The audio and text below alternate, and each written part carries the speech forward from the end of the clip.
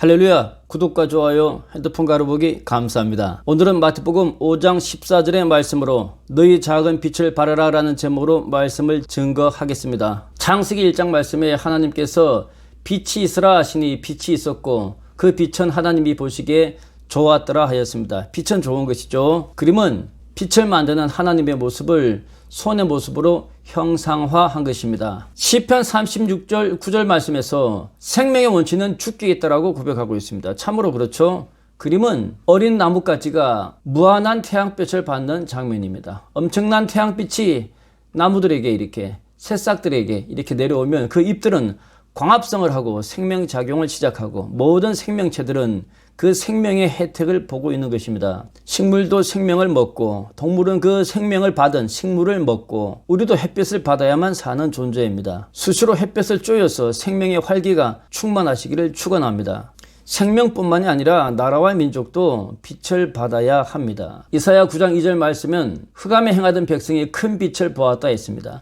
사망의 그늘진 땅에 거주하던 자에게 빛이 비추었다 하였습니다. 그 빛은 역사의 빛을 이야기합니다. 그림은 어둠을 밝히는 등잔불이죠. 빛은 어두운 역사에 비추는 소망입니다. 남유다 멸망이 임박하였을 때에 나라와 민족의 존폐 위기에서 선지자 이사야는 하나님의 빛을 증거하였습니다. 이 빛의 증거를 힘입어서 이스라엘은 70년 유대 포로기를 결국 이겨내지 않았습니까? 우리 민족도 마찬가지입니다. 조선조에서 구한말 그리고 한국의 독립에 이르기까지 역사의 빛, 복음의 빛, 하나님의 진리의 빛이 이 땅에 비추었고 그 빛은 오늘날까지도 밝게 타오르고 있습니다.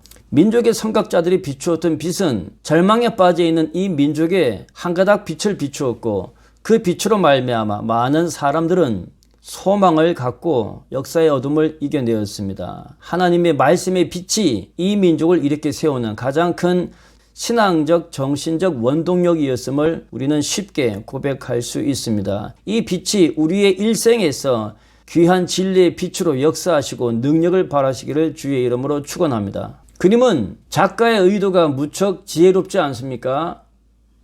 예수님께서 십자가처럼 팔을 벌리고 계시고 그 뒤에 환한 빛이 비추고 있는 것입니다. 말씀의 빛이 예수님 아니겠습니까? 요한은 예수님에 대하여서 증거하기를 태초에 말씀이 계시니라 그 말씀은 곧 하나님이시다 라고 요한은 고백하였습니다. 그리고 요한은 말씀으로 오신 예수님의 참빛이 세상에 와서 각 사람에게 비추는 빛이 되었다 고백합니다. 하나님의 말씀이 우리 일생을 밝히는 귀한 빛이 되어야 하겠습니다. 하나님의 말씀을 읽고 깨닫고 깨달아서 우리 일평생을 밝혀주는 귀한 빛이 되시기를 축원합니다. 예수님께서는 당신 스스로를 나는 세상의 빛이다 라고 고백하였습니다. 그림은 예수님의 환한 미소가 빛나지 않습니까? 예수님께서는 환한 미소로 두 손을 우리에게 내밀고 계십니다. 요한복음 8장에 말씀하시기를 나는 세상의 빛이다. 나를 따르는 자는 어둠에 다니지 아니하고 생명의 빛을 얻으리라 하였습니다. 우리는 예수님 말씀 안에서 참된 생명의 가치와 힘을 누려야 합니다. 예수님의 말씀으로 이 어두운 세상 절망하거나 좌절하거나 탄식하지 말고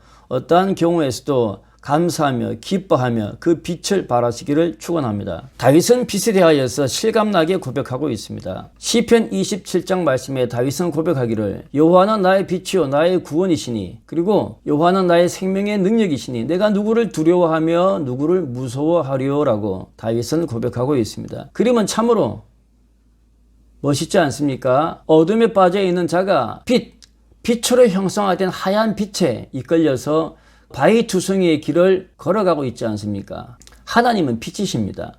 빛된 하나님께서 우리 존재를 이끄시기를 권면합니다. 우리의 생각과 우리의 감성과 우리의 지식과 우리의 운명이 하나님의 손을 잡고 그의 인도하심에 이끌려야 할 줄 믿습니다. 다윗은 사울 왕에게 쫓겨 언제 죽을지 모르는 위험천만한 죽음의 음침한 골짜기를 10수년간 쫓기듯이 산 사람이었습니다. 다윗은 시시때때로 하나님께 기도하였고 그때마다 죽음의 음침한 구덩이에서 자기를 건져 이끌어내 주시는 하나님을 체험했습니다. 위기 때마다 도우시는 하나님의 은혜를 입고 다윗은 그 하나님의 도우심을 하나님께서는 나의 빛이다 라고 고백했던 것이죠. 구해주시고 건져주시는 하나님의 빛을, 하나님의 인도하심을 때마다 기도하고 입으시기를 축원합니다. 그림은 재밌지 않습니까? 빛을 발하는 소켓이 마치 무지개처럼 다양한 소켓이 빛을 발하고 있습니다. 빨간 거, 파란 거, 초록색, 노란 거, 겨자색. 우리는 제각각 다양한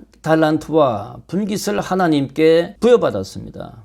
반면에 오른쪽은 시커먼 어둠이지 않습니까? 이 어둠은 하나의 빛을, 어둠, 검은색을 우리에게 강요하고 억압합니다. 이 어둠에서는 아무런 색깔도 허용되지 않습니다. 그러나 하나님께서는 빛을 아름답게 만드셨고, 사실 이 밝은 빛 안에는 7색깔의 무지개가 제각각 자기의 빛을 발하면서 그 빛이 합하여져서 하나의 밝은 빛으로 역사하는 것입니다. 우리는 하나님께 부여받은 제각각의 달란트에 제각각의 형편과 처지에 분깃이 있습니다. 그 분깃으로 저마다 그 빛을 기쁜 마음으로 감사히 바라시기를 권면합니다. 그러면 하나님께서는 그 빛을 모아서 아름다운 밝음으로 이 세상에 드러내고 역사하시고 섭리하실 줄 믿습니다. 예수님께서는 우리에게 말씀하였습니다. 너희는 세상의 빛이라. 우리는 세상의 빛입니다. 제각각의 형편대로 지음받은, 제각각의 하나님의 복을 분깃으로 받은 제각각의 빛인 것입니다. 이사야는 60장에서 말씀합니다. 일어나라, 빛을 발하라. 너의 빛을 발할 때가 이르렀다. 하나님의 영광이, 하나님의 은혜가, 하나님의 섭리가, 하나님의 능력이 너희의 위에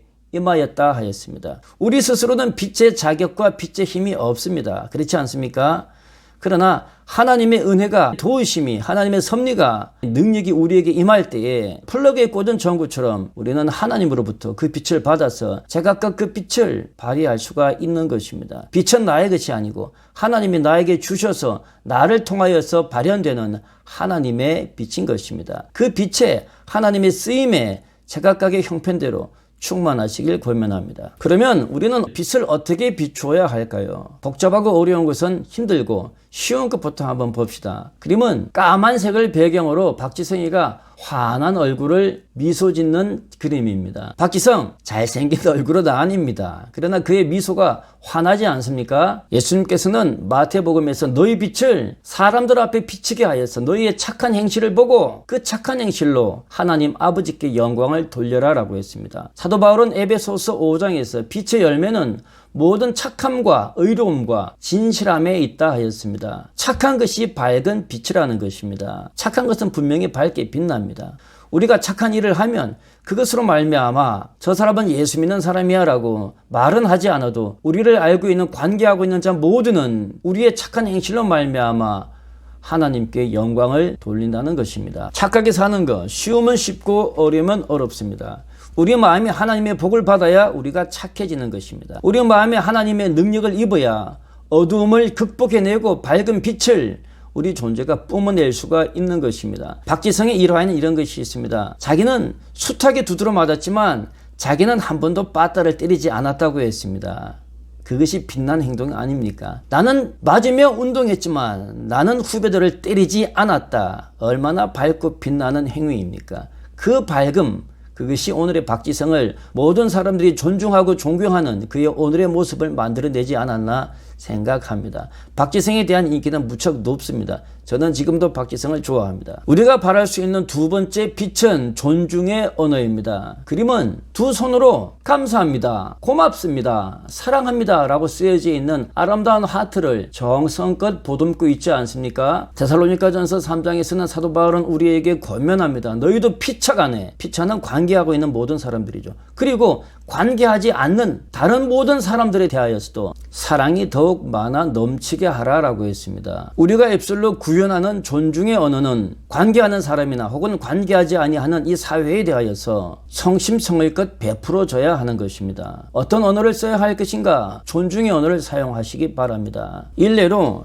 비대면 시대에 우리가 주로 관계하는 사람들이 마트에서 얼굴을 맞대는 캐시어들 아니겠습니까? 그들에게 밝게 웃음 지으면서 고맙습니다, 감사합니다. 그것은 하루 종일 서서 일하는 그들에게 얼마나 큰 힘이 될까요? 존중의 언어는 들으면 뿌듯합니다. 존중의 언어를 우리가 입술로 말할 때에 우리 존재 자체도 성숙하고 신앙의 품위를 드러내는 것입니다. 아름다운 언어, 배려하고 존중하는 귀한 언어를 사용하시기를 권면합니다. 세 번째로 우리가 바랄 수 있는 것은 작은 친절입니다. 그림은 환자가 두 권을 뒤집어 썼죠. 아마 항암하고 있는 환자인 것 같습니다. 사진 속의 환자만 약하고 불쌍한 것은 아닙니다. 사람은 누구나 다 약한 점이 있습니다. 살아 숨쉬는 모든 것은 제각각 자기 나름대로의 존재의 갈급함이 있습니다. 누구나 요즘 코로나 시대에 누구나 외롭고 누구나 연약합니다. 2020년 통계입니다. 전체 1,800여만 가구 중에서 1인 가구의 비율이 607만 가구로서 전체의 30.8%가 1인 가구입니다. 바쁘고 분주한 일상에서 돌아오면 혼자서 긴 밤을 지내야 한다는 것입니다. 얼마나 고독하고 얼마나 외롭겠습니까? 특히 아프기라도 하면 얼마나 고독과 외로움은 더 심해지겠습니까? 그래서 우리는 관계하고 있는 자들에게 내가 베풀 수 있는 작은 친절을 베풀어야 하는 것입니다. 사도 바울은 에베소서 4장에서 서로 친절하게 하며 불쌍히 여기며 서로 용서하기를 하나님이 예수 안에서 우리에게 용서하심과 같이